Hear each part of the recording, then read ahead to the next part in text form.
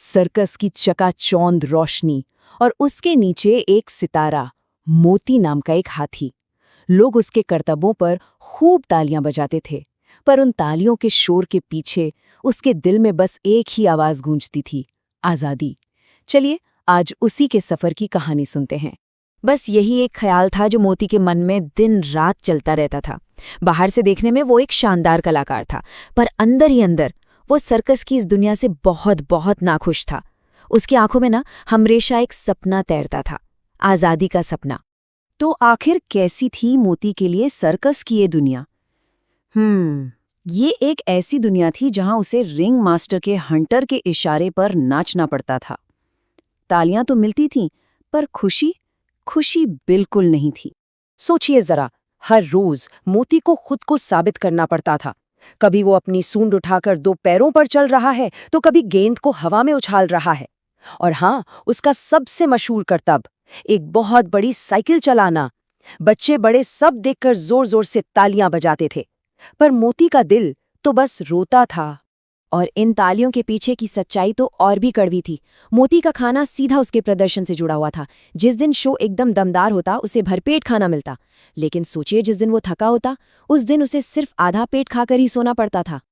अब इस अकेलेपन और घुटन के माहौल में मोती का बस एक ही तो साथी था, हरिया, एक सफेद तोता।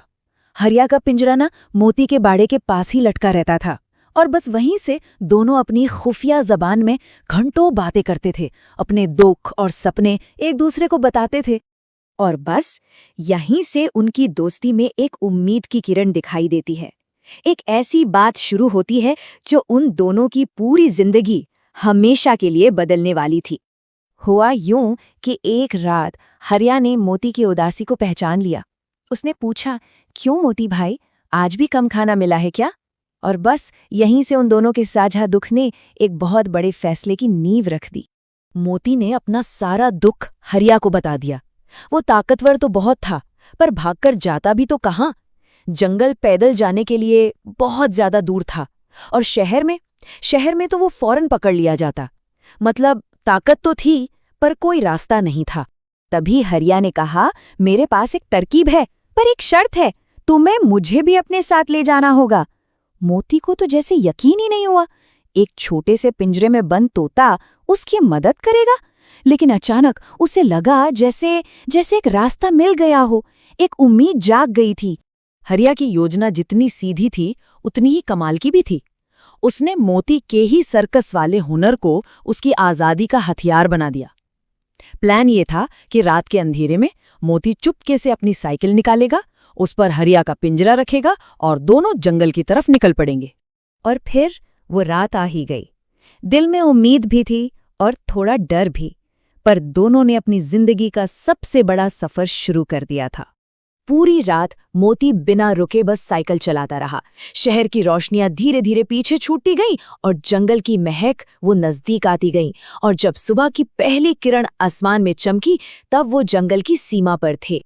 वो एक बिल्कुल नई दुनिया में आ चुके थे। एक ऐसी जगह जहां आजादी तो थी, पर साथ ही कुछ नए अनुभव भी उनका इंतजार कर रहे थे। सफर ने उन्हें थका दिया था और भूख भी जोरों की लगी थी। तभी मोती को पास में गन्ने का एक खेत दिखाई दिया। और जानते हैं, सालों बाद पहली बार उसने बिना कोई करतब दिखाए, बिना किसी शर्त के पेट भर कर खाया। यही तो था आजादी का पहला स्वाद। जब मोती वापस अपनी साइकिल के पास आया, तो उसने क्या देखा कि जंगल के सारे जानवर बड़े अचरज से उस साइकिल को घूर रहे थे। एक हिरण ने हिम्मत करके पूछ ही लिया, भाई ये अजीब सी चीज क्या है? उन्होंने अपनी पूरी जिंदगी में ऐसा कुछ जो नहीं देखा था। और यहीं से आजादी का असली जश्न शुरू होता है, जहां पुराने बंधन टूट रहे थे और नई दोस्ती की शुरुआत हो रही थी। इस जश्न के बीच सबको अचानक पिंजरे में बंद हरिया की याद आई। वो जोर से चिल्लाया, अरे दोस्तों, कोई मुझे तो बाहर निकालो। भाई, इस पूरी योजना का असली मास्टरमाइंड तो अब भी कैद में ही था। मोती ने बस एक आवाज लगाई और पूरा जंगल मदद के लिए आ गया। हिरन और बंदरों ने मिलकर पिंजरे को कसकर पकड़ा और एक चीते ने अपने ताकतवर पंजों से लोहे की सलाखों को टेढ़ा कर दिया। और फिर हरिया एक आजाद पंछी की तरह फुर्र से उड़ गया। वो नजारा सच में देखने वाला था। हरिया मोती की पीठ पर बैठा था और मोती अपनी साइकिल पर पूरे जंगल में घूम रहा था। वो करतब जो कभी उसकी गुलामी की निशानी था, आज वही उसकी और उसके नए दोस्तों की खुशी का जरिया बन गया था। तो देखा, ये कहानी सिर्फ एक हाथी और तोते की नहीं है। ये कहानी बताती है कि असली ताकत सिर्फ जिस्म में नहीं, बल्कि सूझबूझ और दोस्ती में होती है। और कभी-कभी जो चीजें हमें बंधन में रखती है ना, सही सोच के साथ वही हमारी आजादी का रास्ता बन सकती हैं। बिल्कुल वैसे ही जैसे गुलामी की साइकिल आजादी का वाहन बन